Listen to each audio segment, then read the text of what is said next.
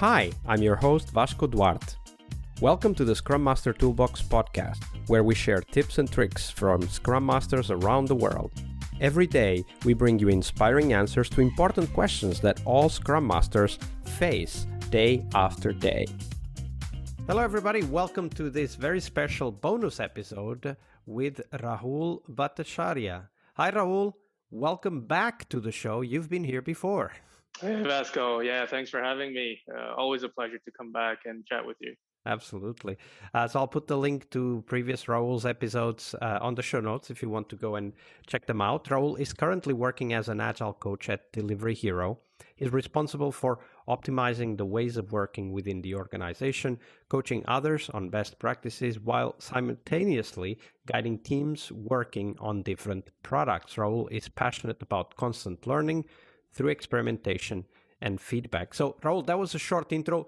Tell us a little bit more about yourself and what is this idea that we have in the title of the episode, the Scrum Master's First 90 Days?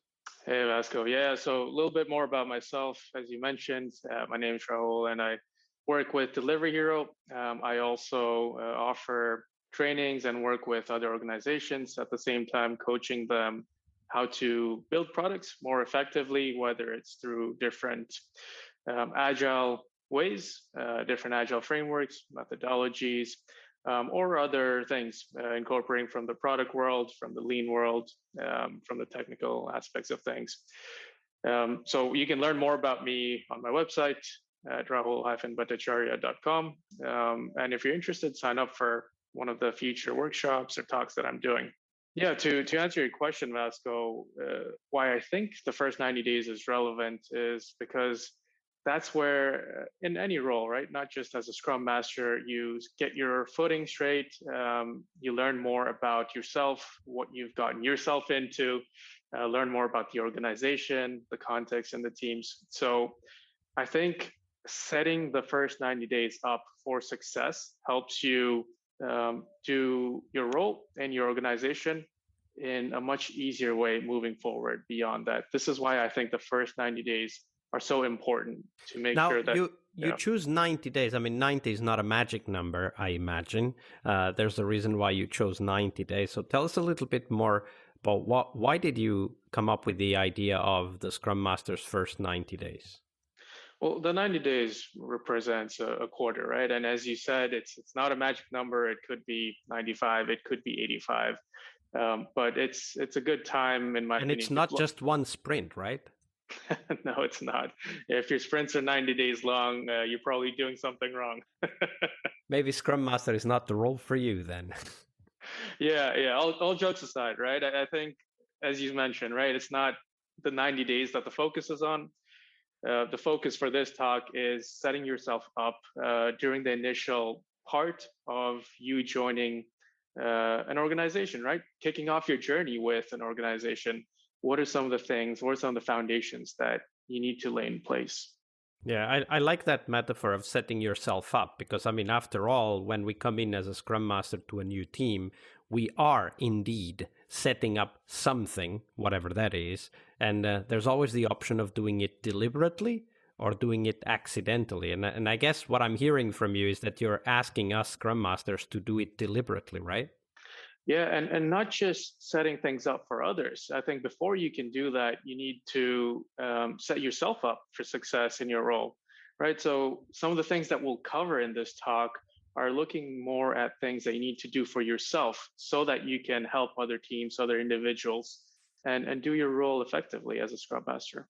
Yeah, that's actually a very good point. It's setting yourself up. It's about considering what are the context, the things that you need to take into account. And of course, you need some time to gather the context, understand what's going on before you can even figure out what that is. So how do we do that? In your mind, Raul, what are the first three things we should do as Scrum Masters in our first 90 days? Yeah, I just want to, put in a statement that, the things that we will talk through, a lot of these things are also continuous things that you should monitor and improve on moving forward, right? So it's not something that you do and forget about. So yeah, just a note for the audience members to keep that in mind. But to answer your question, Vasco, one of the things that I like doing in a new role, or things that I like suggesting for junior Scrum Masters, is even before you start your role, the discussion starts when you're interviewing for a potential company or organization that you want to join. You want to figure out what exactly the title is and how that differs from the role, right? So whether that's a Scrum Master, an Agile Coach, a technical Agile Coach, an Agile Delivery Manager, right? These are some of the terms I've heard being thrown around in our industry. So it's really important for you as an individual to understand what is the title, and behind that, what are the expectations? What do they expect me to do? And do those align with what you expect to do as a Scrum Master, as an Agile Coach? And you're saying we should consider that at the interview time, right? Like all of these things that you're saying, like, the difference between the title and the role, what are the expectations? You want us to consider that already in the interview stage. Why is that? I think it's great if you can do that before you commit to an organization, before you commit to a company, a team, so that you know what you're getting into, right? For example, if I'm working as a Scrum Master and I interview for a company and they tell me, yes, it's a Scrum Master role, no problem. And I don't really ask in more detail about what exactly I'm expected to do. How does it differ from the role of an Agile Coach? What is the hierarchy like? Are there other roles, technical project managers, delivery leads that I'll be working with? And if I don't ask these questions, I don't have a good idea of what I'll be expected to do. So maybe I start at the organization and I realize, some of the things they're asking me to do or people are expecting me to help with are not the things that I had in mind when I applied and when I started at this company. So I think it's great if you can do that up front and really clarify things explicitly about what you're expected to do and what you would like to do as well. Yeah, absolutely. And I think that's a great way for us to set the context for ourselves. Like you were saying just a moment ago, setting ourselves up for success, right? Understanding the context. If you go into an interview and the first thing they tell you is that you report to the project manager, maybe that's a red flag. After all, they were hiring a Scrum Master. Why would they be reporting to project managers? But, Exactly. as it goes, maybe you want to dig deeper and maybe it's not that big of a deal. Who knows? But that's a good set of questions to ask in the interview. But this is not yet the first 90 days, though, Rahul. And I do want you to help us figure out how do we get started with a new team the first 90 days of a team. So, let's assume we did our homework and we asked the right questions in the interview.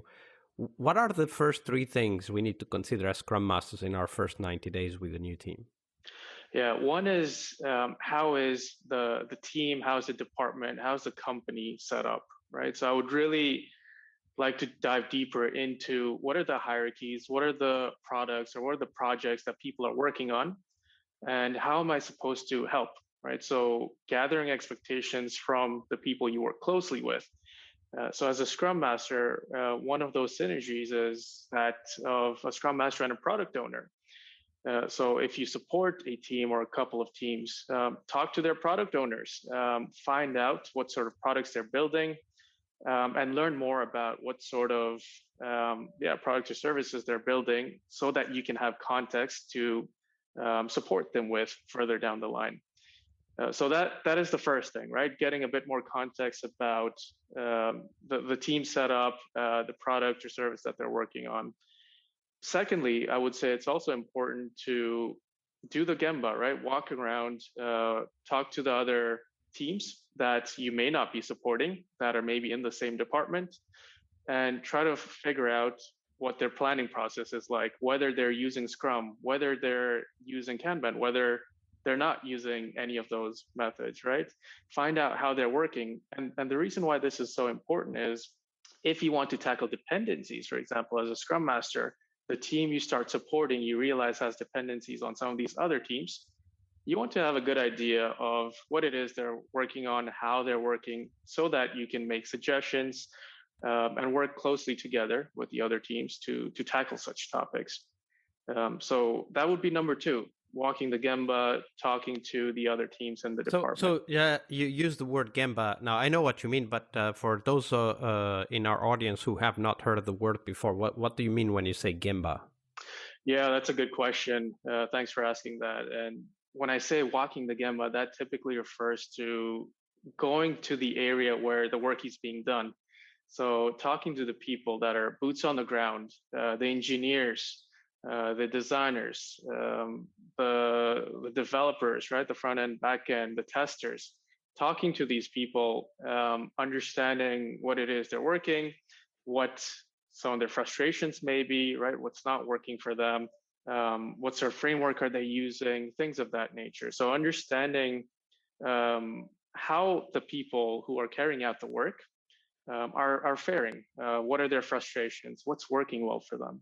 Yeah, absolutely. Listening to what's really going on in the organization.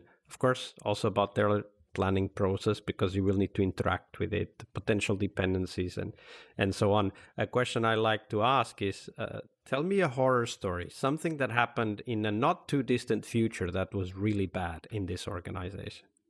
Yeah, and a great way to do the Gemba as well is to attend the retros, all right, of your team, of the other teams. So you hear not just from the people who are in leadership levels or in leadership positions, but also the people who are actually actively working on the product day to day. Absolutely. Okay, so that's two. First, figure out the structure of the company, the hierarchies, the projects, the departments. Then do the Gemba, talk to the other teams, learn how they work and what dependencies there might be already coming up.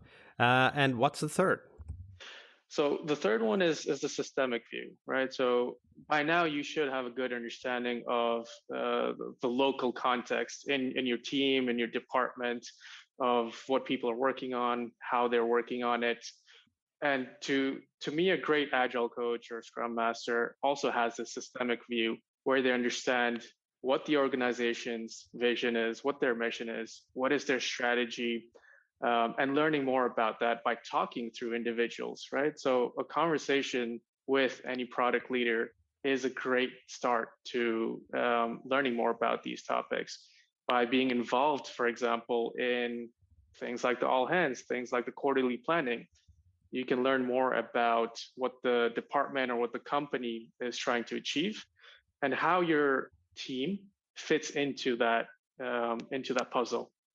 When you talk about what the organization vision is, what their strategy is, there's one thing that comes to mind, which is this aspect of culture, like the accepted practices within the organization. And that's something that as a Scrum Master, I want to be aware of, because of course I will have to help my team, but I also have to understand where are the sore points in the organization, what are the taboos, and of course what's allowed, because those are going to be your tools overall. What do you think about that? Yeah, I would agree. I think a lot of those things you also learn more, right? Beyond the 90 days as well. Certainly for me, that's been the case where I'm learning things, first half of the year versus second half of the year. There's new things that I didn't know about. So I think the culture is definitely very important. I think it's evolving as well, right? So it's not something that you learn about and then you say, okay, I understand what the company culture is. It's something that keeps evolving and that you should keep a track of and try to understand how that's working by talking to other individuals, not just within your area, not just within your department, but also in the other departments. If there are other agile coaches or if there are other scrum masters in other areas of the company, that's a great place to start, right? Start by having a conversation with them. Hey, what are you working on, right? How are you tackling some of these topics? Oh, you've got that thing going on. We also have a dependency on this team. Maybe we can work together, right? So conversations with agile coaches, with product leaders are a great tool to leverage before you come across certain fires you need to put out, right? Because the more you connect with other individuals, like you said, you have a better understanding of the holistic company culture. And you can also maybe point to a specific person if you've already talked to them to point to other resources as well. Yeah, absolutely. Yeah, the question that always delivers is, who do you think I should talk to next? I love asking that question at the end of my one-on-ones, right?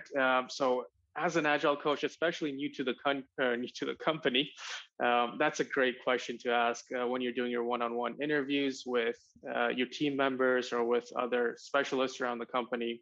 Ask them for recommendations, right? Tell them I'm missing maybe this aspect. I don't know much about the company mission. Can you tell me who I could talk to? Can you suggest someone who I can talk to who can tell me more? Yeah, absolutely.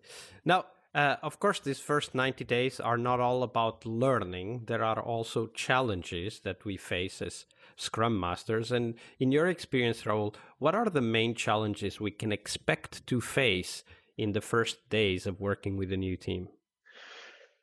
Yeah, depending on the team, right? The challenges differ. So there could be a plethora of challenges you're facing. One of the more common ones that I've seen is as you're coming in as a change agent, there are people that are resistant to change. There are people that are maybe not open to changing the way they work because they believe that it's working really well, or maybe they've had a bad prior experience working with an agile coach, right? So those are all valid reasons. And how I addressed that in the past is by not talking about my role or not talking about a specific solution, but looking more at the problem, right? We're all here on this boat together to try and make your team more effective. Let's talk about how we can do that regardless of um, agile methodologies, regardless of Scrum practices. And this Scrum value of openness, I think, is really embodied through this approach. That's actually a very powerful question. Like, as you said, the Scrum Masters, we come in to help the team. And the easiest way to get started helping a team is to help them do something they already want to do, right? Like, there's no change resistance if all you're doing is help them do what they already want to do. Yeah, and the benefit, the value of a really good agile coach, a really good scrum master is a person for me that can ask those questions to bubble up some of these topics, right? To make it very transparent what's going on and what's not, what's working well for the team and what's not maybe working well for the team. So yes, I think it's up to the teams to decide if they want to improve and how they want to improve. But as well, I think the Scrum Master or an Agile coach plays a very important role in maybe nudging people and telling them, right, what about this part of your delivery, right? You mentioned that um, you have problems delivering different increments at the end of the sprint. You're not doing the stand-ups, right? So can doing that maybe help you track your progress along your sprint goal to see if you're on track to achieve your sprint goal or not? So small things like that, I think those type of questions really help the team understand for themselves where the shortcomings are and what's working well for them. And that's also like if in the context of a goal that a team wants to achieve, that's also kind of an open space. You've got permission to make suggestions. Have you considered A? Have you considered B? Hey, how about this that I saw in this other team? Or how about what do other teams in the company do in order to solve the same problem? It kind of helps us to get into the discussion of what the team already envisages as potential solutions. Yeah, I think that can definitely help. And especially if you are having those conversations with individuals outside of your team, outside of your department, like we talked about, you should be doing in the first 90 days. I think that sets yourself up for pointing your team to other individuals who can maybe help alleviate some of these issues that you're having. Yeah, build your network. That's for sure. That's always a good tip. Yes. And to go back to what you were talking about, Vasco, I think a great Scrum Master has knowledge and brings in different practices outside of Scrum, right? So we talked about the importance of interacting with the product owner. The Scrum Master, a lot of time in that role is done working with the product owner, whether it's coaching the product owner on how to break down your OKRs into things for your backlog or how to prioritize certain topics, right? And a lot of these topics are not necessarily mentioned in the Scrum framework how you can do that. So a great Scrum Master to me leverages these different product practices, these different design practices, these different engineering practices, um, and and brings them to the team. Right? Maybe they don't need to be an expert at the execution of these different practices. For example, if you think that the team maybe has an issue where the QA person is testing things at the very end of the pipeline, right? Your developers are developing code and they're passing it down the line to the QA person, but they usually find bugs and then they send it back. So there's a lot of back and forth.